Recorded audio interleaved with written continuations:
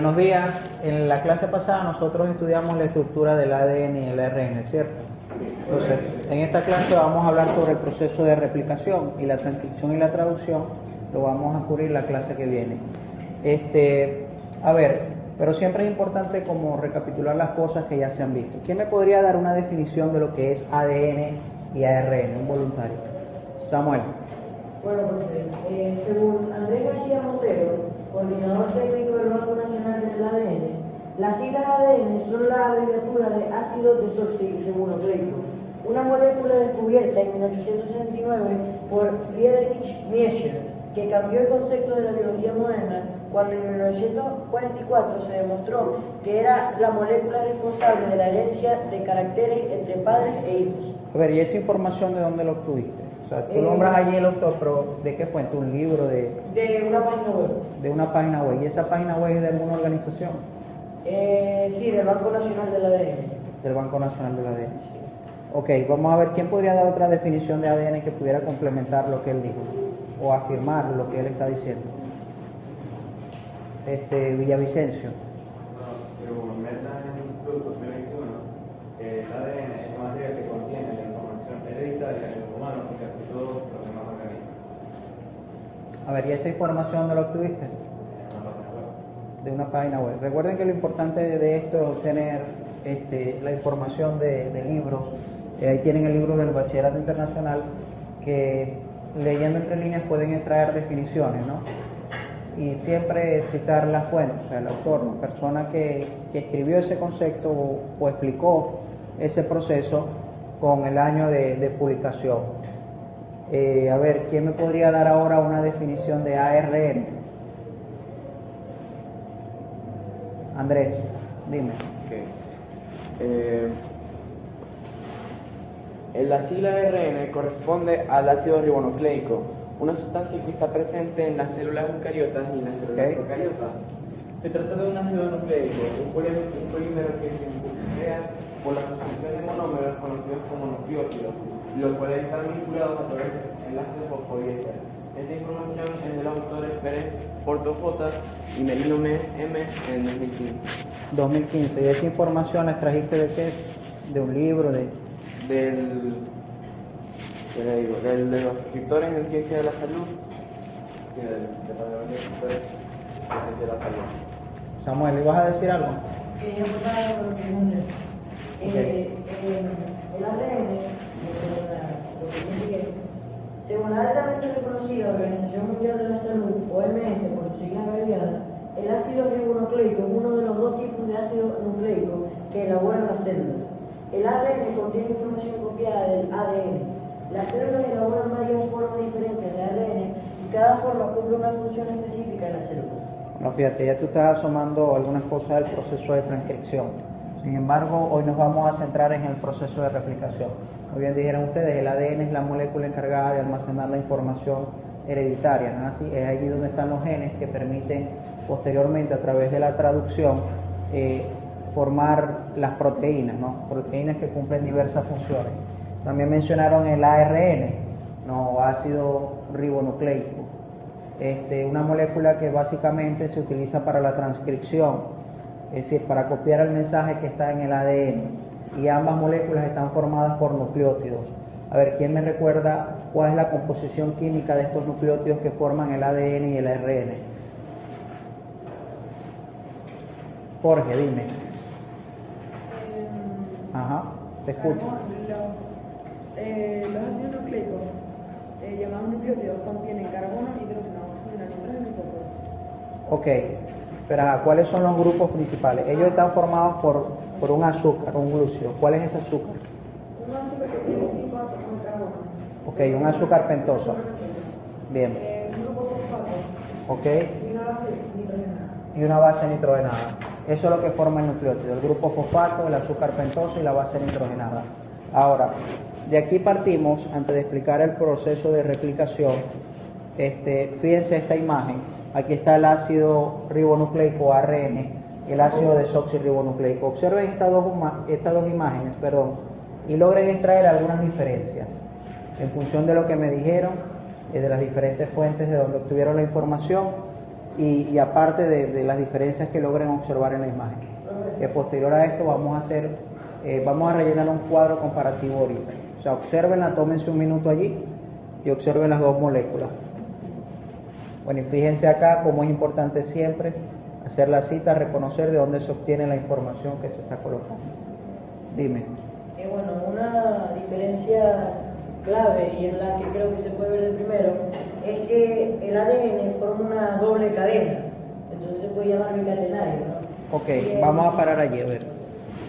A ver, entonces yo hice este cuadrito comparativo para que ustedes lo rellenaran. A ver, tenemos acá el indicador y tenemos el ADN y el ARN. Y aquí en estos tres indicadores son los principales a comparar, o las principales diferencias que podemos extraer.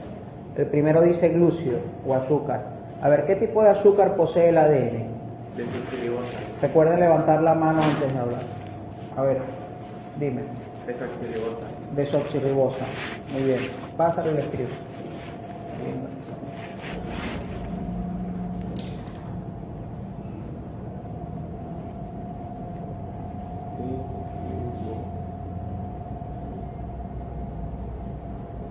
Ajá. Me faltó una. Ah, no, está bien. Esta es que no se ve bien. Ok. Ajá. Otro voluntario que pasa a escribir el azúcar del ADN, del ARN, perdón.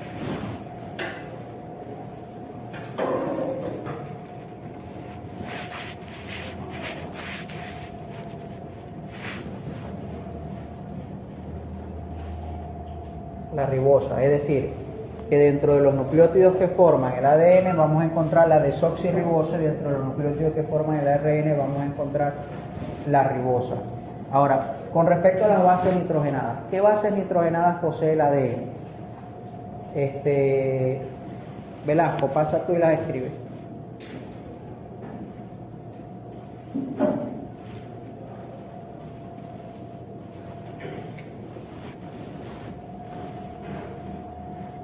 Ahí dice timina, ¿no? Ajá.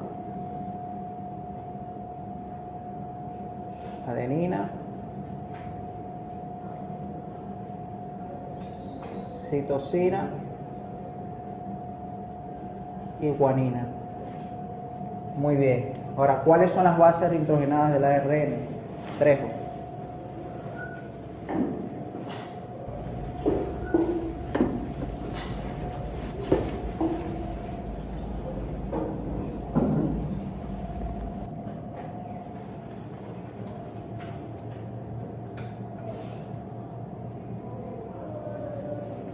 Adenina, uracilo, muy bien. Guanina y citosina. Muy bien. Samuel, tú que habías dicho que lo de la cantidad de hebras o cadenas que había en el ADN y en el ARN.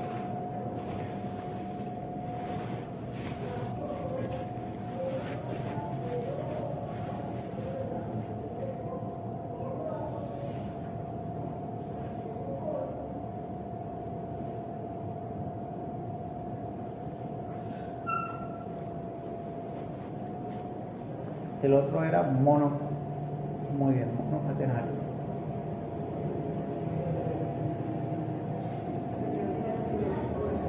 Correcto, como vieron en la imagen pasada. Fíjense que en la imagen pasada se logra extraer esa característica. O sea, tienen una estructura bicatenaria, una doble hélice y una estructura monocatenaria formada por un solo polímero.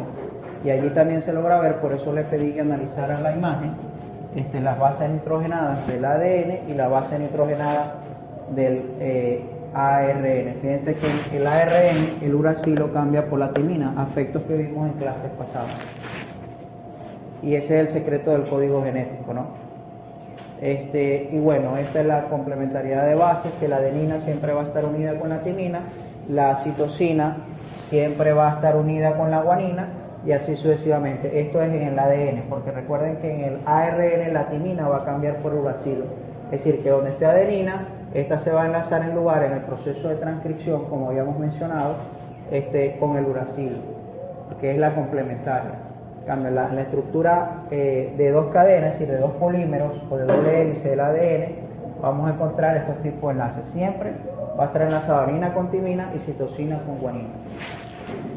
Bueno, y ahora sí llegamos a retomar un debate que quedó pendiente, ¿no? Y es sobre el descubrimiento de la molécula del ADN, que básicamente fue publicada por Watson y Crick en 1953, ¿no? Pero para que Watson y Crick publicaran ese modelo de la estructura del ADN tuvieron que pasar muchas cosas.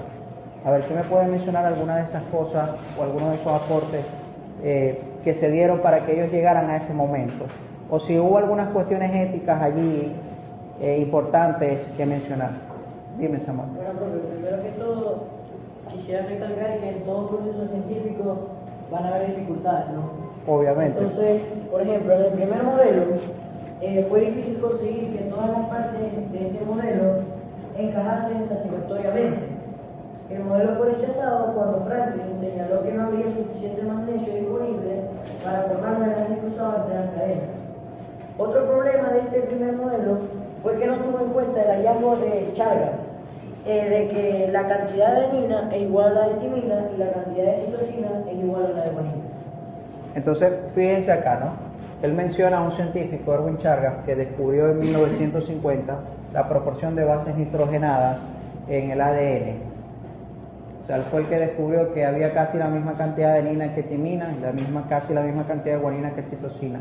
Y por eso había una complementariedad de bases. O sea, por eso la adenina siempre se iba a unir con la timina y la guanina con la citosina. A eso se deben las proporciones, ¿no? Él descubrió esto, un hallazgo muy importante para que ellos pudieran llegar al modelo final. Pero también hubieron otros científicos, como Linus Pauling, este científico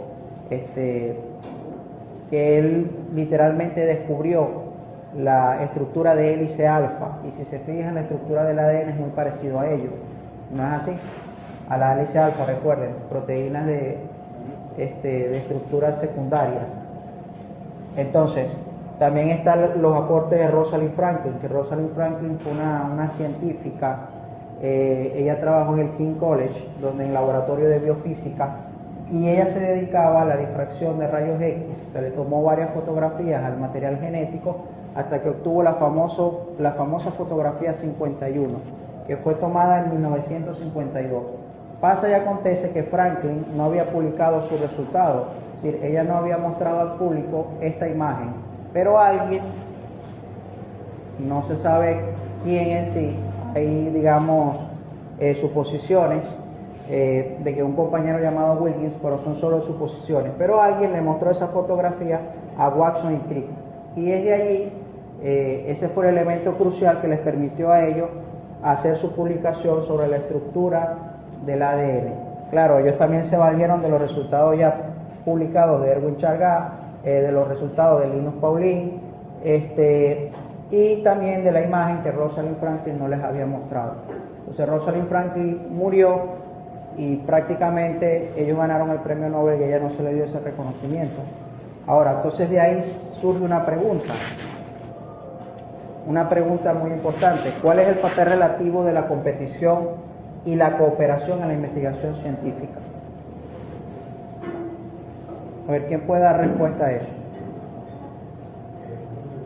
Ajá. O sea, explicar bien la pregunta para poder responder. Ok. Bien, allí se ve como muchos científicos, ¿verdad? Rosalind Franklin, Linus, ellos buscaron siempre descubrir la estructura del ADN, ¿no? O sea, ese era el objetivo en esa década. Muchos se valieron de los resultados de otras investigaciones, por ejemplo, Pauling publicó un modelo erróneo porque no tomó en cuenta los de Chargaff. Ciertamente se valieron de publicaciones de otras personas, pero a la vez había una competencia. Por ejemplo, Rosalind Franklin no quería mostrar sus resultados, era muy celosa con respecto a eso. Pero sin embargo, Watson y Crick de alguna forma la vieron sin su permiso, que es algo, una falta de ética, y publicaron aparte sus resultados. Ahora, pero si Watson y Crick no hubieran visto esa imagen, ¿alguien más hubiera podido deducir la estructura del ADN? ¿O creen ustedes que sería mejor cooperar? ¿O creen que lo que Watson y Crick, lo que ellos hicieron estuvo correcto? Estuvo correcto porque fue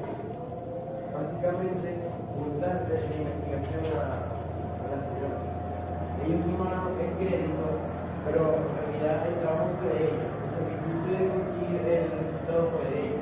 Ok, pero, a ver, Rosalind Franklin tenía la imagen, ¿no? Pero ella no había llegado a las mismas conclusiones que Watson y Crick.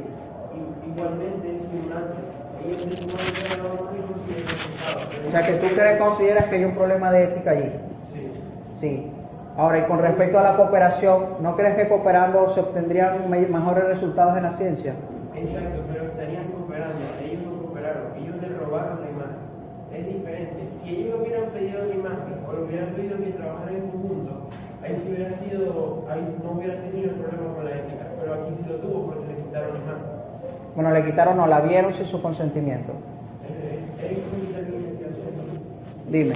Bueno, está bien sabido que dos cabezas piensan más de una. Entonces, creo que cooperar para una investigación científica, si son dos mentes que van a aportar algo, para lo que es la ciencia, en verdad creo que cooperando es más ético que buscando información o, bueno, viendo su consentimiento. Porque fíjense, algunos científicos ya habían publicado sus resultados. O sea, ellos los publicaron como que para que alguien más los utilizara en un futuro. Y es lo que se hace, ¿no? Cuando alguien investiga algo, publica sus resultados para que alguien más lo pueda utilizar, y en eso consiste la ciencia, en utilizar y en comprobar teorías que se proponen a través de la experimentación. A ver, dime, Víctor. Profe, yo creo que lo que dijo Ricardo tiene algo de razón, pero yo respeto su opinión, pero yo creo que él está dejando poner en cuenta algo, que es que, o sea, si no se hubiese tenido en cuenta ese resultado de Rosalind Franklin, queda segura de que se hubiese avanzado en la ciencia y que se pudiese haber determinado la estructura del ADN, que es el propósito de todos esos científicos y expertos que buscaban eso. Y yo creo que sí debería haber porque cada uno aportó su idea, y complementando esa idea fue que se llegó al resultado, que era determinar la Por eso, o sea, que es mejor la cooperación, ¿no? La cooperación científica, porque dos cabezas ciertamente piensan más que Es uno. buena la cooperación, pero también cada experto tiene sus propios intereses y siempre va a haber como una competencia entre ellos, por más que uno busque la cooperación. Aportando lo que dice Víctor, profesor, que tiene mucho sentido, la cooperación, como dijo Emilio, o sea, debería ser una gran parte de las investigaciones científicas, ya que, como usted mismo lo dijo, o sea, dos mentes piensan mejor y aportan mejor que una. Pero hay algo importante aquí en el libro, que si me permite citarlo, dice Ok. que la colaboración es importante dentro de un grupo de investigación, pero fuera del grupo, la competición a menudo limita la comunicación abierta que podría acelerar el ritmo de los descubrimientos científicos. Por otro lado, la competición puede motivar a científicos ambiciosos a trabajar incansablemente. O sea que lo que está diciendo el libro es que la competición entre los científicos puede ser positiva y negativa. Primero positiva porque cuando se está compitiendo se está sacando lo mejor de cada científico. O sea, ellos, como dice aquí, trabajan incansablemente para que su investigación saque más cosas que la otra investigación. Y también puede ser negativa porque puede crear encerros entre ellos y, como dice acá, o sea, podría limitar esa comunicación abierta que ayuda a la cooperación a buscar una mejor solución. O sea, tiene sus pros y sus contras. Lo que estuvo mal aquí, creo que la mayor parte de las personas está de acuerdo, es en que le mostraran esa imagen, porque es como si yo estuviera haciendo una investigación y alguien le mostrara mis resultados a otra persona y esa persona se valiera de mis resultados antes que yo los publicara, ¿no es así? Está mal, es plagio. Y recordemos esto de la integridad académica. A ver, dime, Ricardo. Yo opino que la cooperación científica está bien, pero para este caso no lo estuvo. Aunque sí, la manera en que se hizo le trajo beneficios a la humanidad porque determinaron la estructura. Pero ellos no le dieron el crédito a la señora tampoco. Si le hubieran dado el crédito o le hubieran pedido el permiso, eso hubiera estado bien, pero en este caso no. Y ojo, Rompieron el código de ética de los investigadores. y ojo, que el premio Nobel que ellos recibieron en el año de 1962, premio Nobel a la medicina o fisiología, lo recibieron Watson y Crick y también un señor de apellido Wilkins, que casualmente trabajaba con Franklin en el mismo laboratorio de biofísica de King's College. Entonces, se presume que él u otra persona cercana ya pudo mostrar la foto a Watson y Crick, ¿no? Y es lo que dicen los libros, las biografías más, digamos, más acertadas en el tema. Profesor, o sea, yo pienso que la cooperación trae como que una variedad de fuentes y de modelos. Y pienso que una de las ventajas de tener gran variedad de fuentes o modelos es que se permite como que establecer semejanzas o diferencias entre dichos modelos y como que crear la mejor versión de uno mismo. O de ese dicho modelo. Por ejemplo, si sabemos que los 3 modelos que se han publicado, por ejemplo, del ADN, contienen una doble hélice, bueno, ya sabemos que hay un patrón que se repite. Entonces sabemos que gracias a la repetición se pueden comprobar varios hechos. O sea que la repetición es muy importante tanto en las prácticas como Sí. en el uso diario. Entonces yo pienso que en el aspecto de la cooperación, como decían mis compañeros, es mucho mejor la gran cantidad de personas que trabajan en una única investigación sin todos que tengan con el motivo de seguir adelante, de llevar adelante la investigación. Entonces, bueno, gracias a eso podemos, si vemos muchas diferencias, entonces podemos como que llegar a un punto medio en donde se establezcan muchas semejanzas, entonces ahí como que sean sólidos los datos en una investigación. Una investigación. Muy bien. Dime, Jorge. Por eso lo que yo creo que aquí se puede estudiar realmente una competición negativa, porque a pesar de que Watson y Crick no trabajan mucho para conseguir el ADN, de alguna manera no es lo mismo. Pero nosotros no podemos hacer aquí. Aparte, una competición no es yo opino de que la cooperación cuando se va a hacer la investigación pública, debería ser toda una cooperación entre diferentes empresas y expertos. Por ejemplo, la cooperación de COVID-19. Si las diferentes empresas hubieran trabajado todas juntas para hacer una sola vacuna, si quieren llegar a una vacuna más rápido, se hubieran evitado muchas más muertes. Claro, o sea, siempre es importante contar con los aportes, ¿no? Y es lo que permite avanzar a la ciencia. Y la competición, obteniendo unas conclusiones finales, puede estimular a las personas, ¿no? Estimula a las personas a ser cada vez mejor, ¿no? A esforzarse más y cada vez más. Pero a veces esa competición también lleva a las personas a hacer o a cometer cosas, actos indebidos que pueden faltar a la ética dentro de la ciencia. Entonces yo pienso que lo mejor siempre va a ser la cooperación y la competencia siempre que sea sana, ¿no? Una competencia respetando ciertos principios éticos. Terminamos con Emilio. Justamente quería decir eso, que actualmente varias noticias relativas a la medicina, a la ciencia, varias de esas son siempre, según un estudio de esta universidad, son un grupo de gente que coopera para hallar un resultado, para hallar un resultado. Y eso creo que pasó con la vacuna Pfizer, que no recuerdo cuál vacuna fue, pero una vacuna de COVID se halló por una universidad. O sea, por un grupo de gente que cooperó y así dio un resultado que, bueno, le brindó fue de gran ayuda al mundo. Sí, cuando por lo regular se hace algo, siempre hay grupos interdisciplinarios. Por ejemplo, en la ciencia natural hay un grupo interdisciplinario, alguien de física, de biología. O sea, porque siempre, por ejemplo, para descubrir una vacuna se hacen falta diversos conocimientos que a veces una sola persona no posee. Necesita de la ayuda de otro científico. Bueno, esta es la estructura de la famosa estructura de doble hélice que publicaron Watson y Crick, ¿no? Y aquí se logra evidenciar cómo las bases son complementarias. Guanina siempre con citosina, adenina con timina y así sucesivamente. Y recordemos que esta unión se da por medio de puentes de hidrógeno, que son un tipo de enlace electrostático. ¿No es así? A ver, y entre la adenina y la timina, ¿cuántos puentes de hidrógeno había?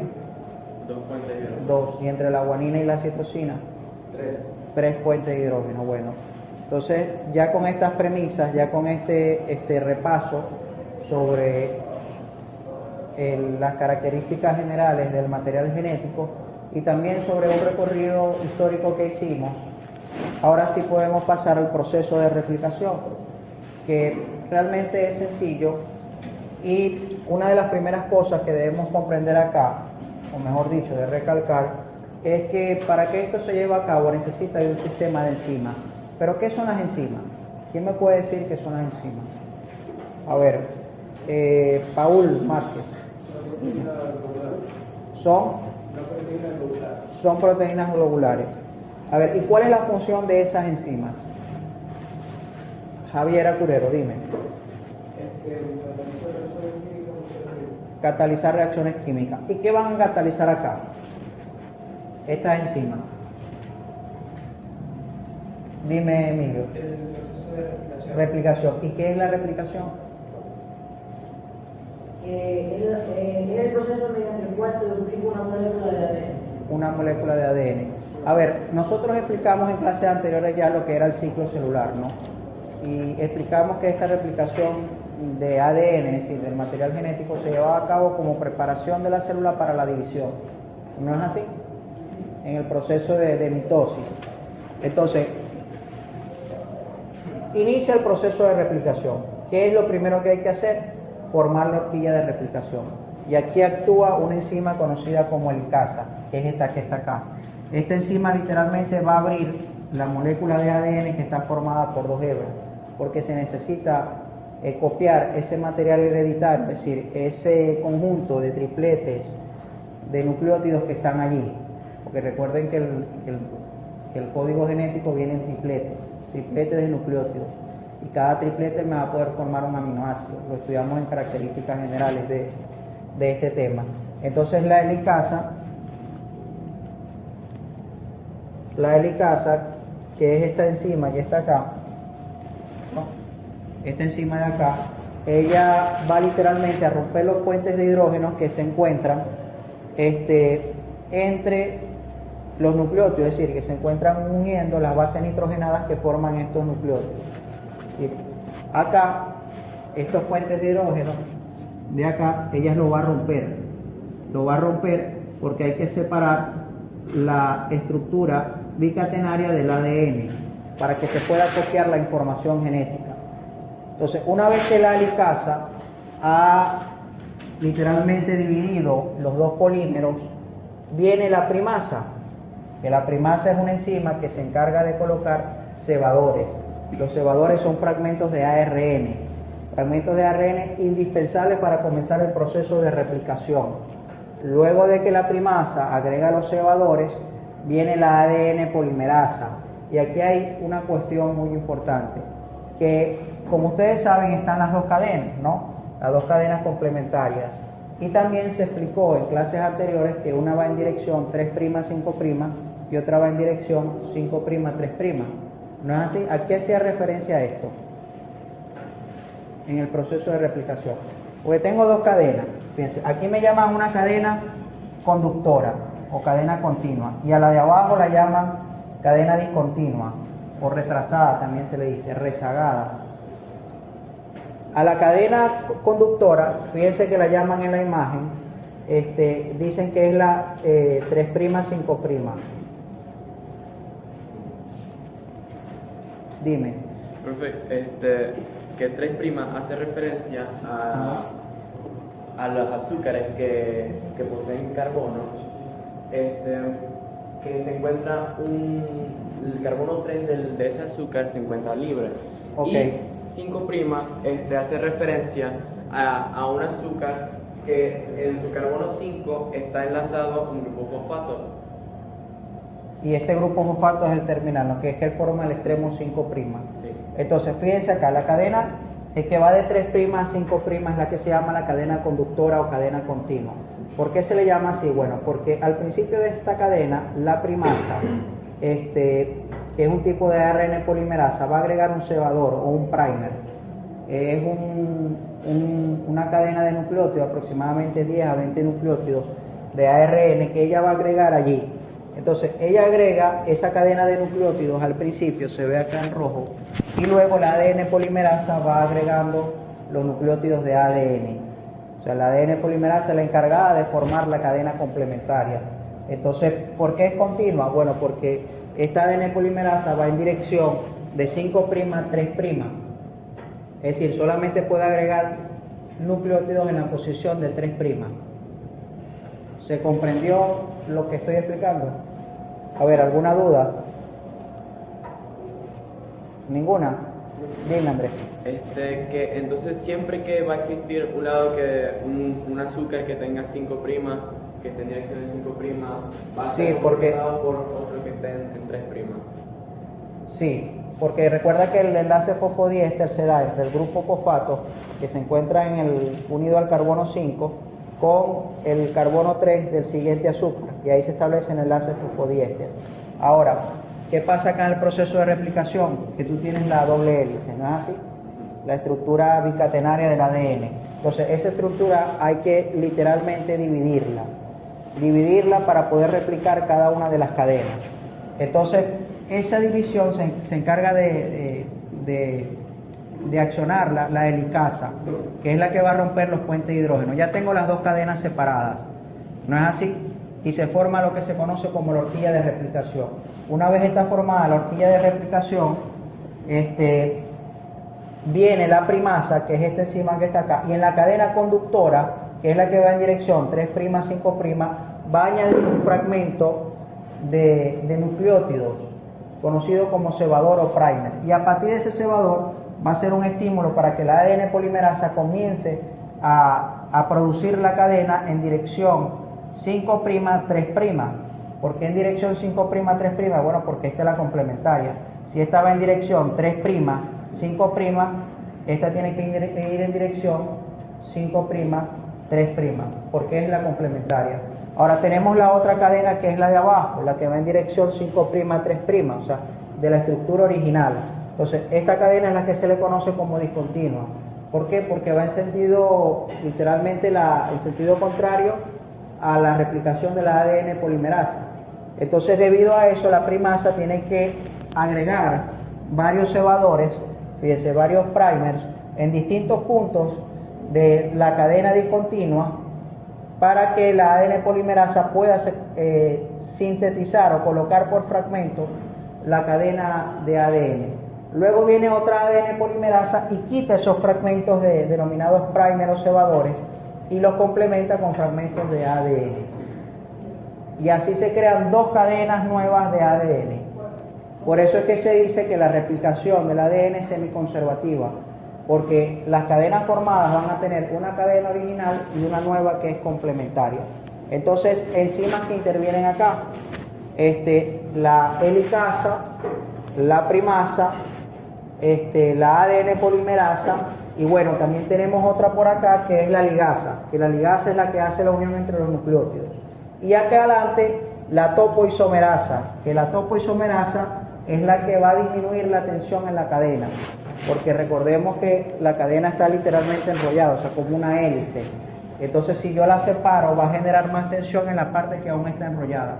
Y la topoisomerasa se encarga de reducir esa tensión para que el proceso de replicación se pueda llevar a cabo de manera continua. Porque literalmente es como si yo fuera cortando un papel en dos, ¿no? A medida que lo voy cortando, se va a replicar a ambos lados.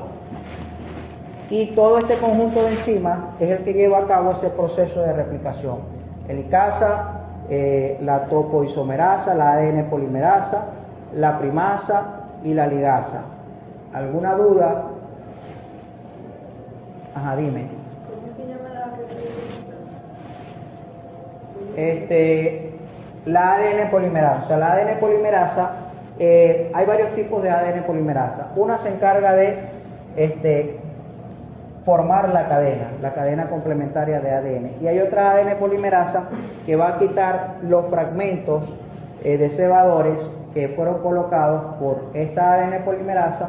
¿Lo va a quitar para qué? Para colocar ADN, porque esos cebadores son ARN y la cadena complementaria es totalmente ADN, porque recuerden que es un proceso de replicación. O sea, básicamente el proceso consiste en hacer otra copia de ADN, o sea, en duplicar el material genético. Ok, ¿alguna duda sobre esto? Bien, yo le coloqué unos ejercicios acá, ¿no? En la pizarra. Son 3 ejercicios. Lo van a completar rapidito, les voy a dar un minuto. ¿Qué es lo que tienen que colocar aquí? Bueno, colocar la cadena complementaria. y establecer los enlaces correspondientes, es decir, si entre la guanina y la oxitocina hay 3 puentes de hidrógeno, se supone que yo tengo que colocar 3 enlaces allí. No es así, si entre la adenina y la timina hay 2 puentes de hidrógeno, tengo que colocar 2 enlaces. Entonces ustedes van a colocar la cadena complementaria acá y la dirección que sigue esa cadena complementaria. Aquí, en estos 3 ejemplos. Mientras ustedes hacen eso, les explico algunas actividades que tienen que realizar para su hogar. Bueno, primero está la de realizar un mapa conceptual. Ese mapa conceptual lo van a realizar con algunos términos que vimos hoy. O sea, lo ideal es organizar las ideas a través de esta herramienta. Esto lo van a entregar hoy, es algo muy sencillo, son solo unos términos. Si ustedes consideran que pueden agregar otros para la elaboración del mapa conceptual, lo pueden hacer. Y luego tienen otro trabajo que consiste en proponer una investigación relacionada con el tema para realizar en la evaluación interna. O sea, ustedes van a buscar posibles investigaciones en esta área que se puedan realizar como evaluación interna, y de eso van a traer el título, el objetivo general, la pregunta de investigación, la metodología y las limitaciones, es decir, qué limitaciones hay a la hora de hacer ese trabajo. O sea, ¿será viable o no? ¿Se poseen los equipos aquí para hacerlo? ¿O quizás haya la colaboración de algún laboratorio? ¿Sería viable hacer una evaluación interna con respecto a este tema? Y bueno, yo les coloqué como fecha el 27/03 de 2023 porque es el día que vamos a terminar de cubrir todos estos aspectos. Entonces, para ese día que ustedes tienen que traer esta actividad. Ante cualquier duda, yo les voy a pasar algunas pautas a través del correo electrónico para realizarlo.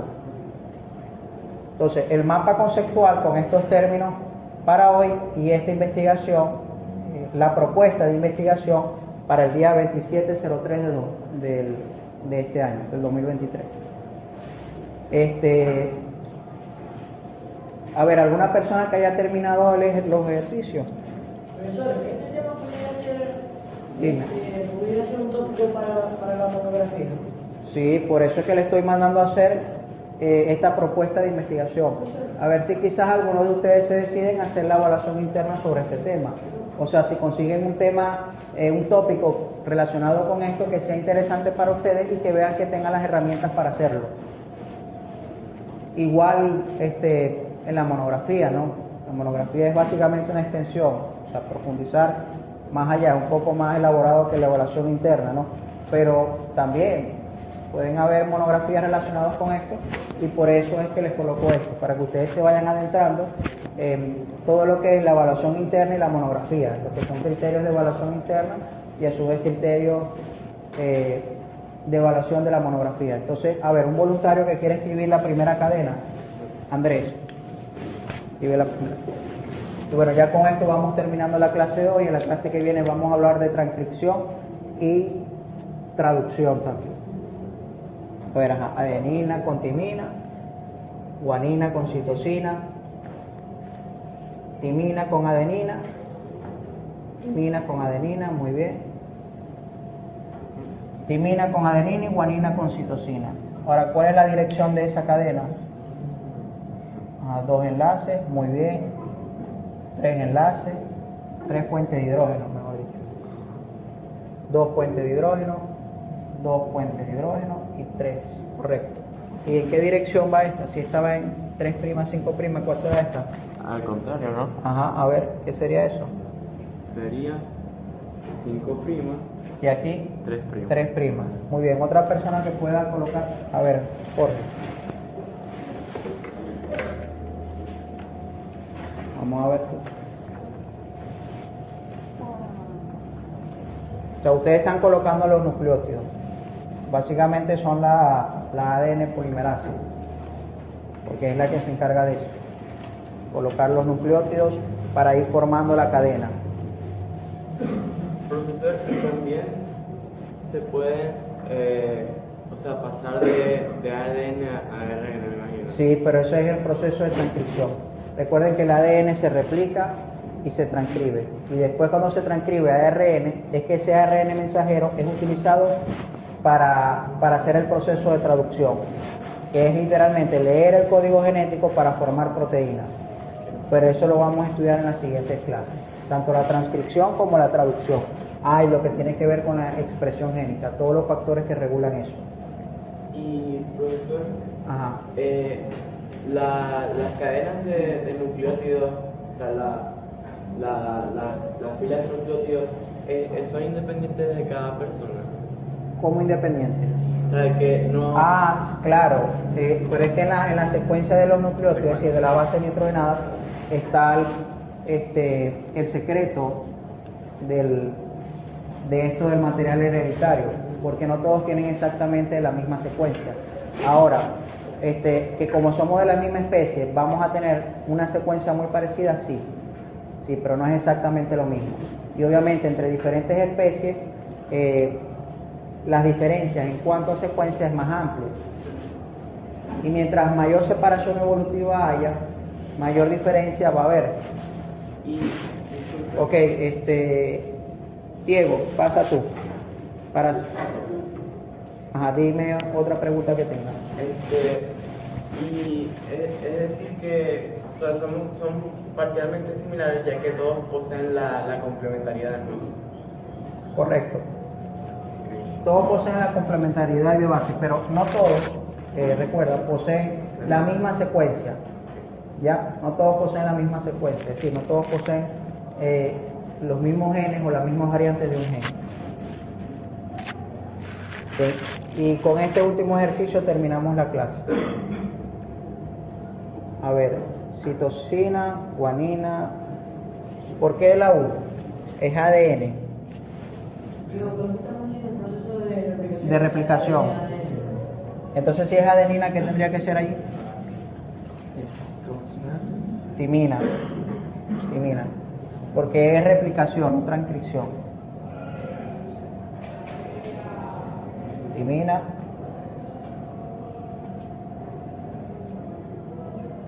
Sí, ahí está bien. Adenina. Aquí timina, mira. Timina.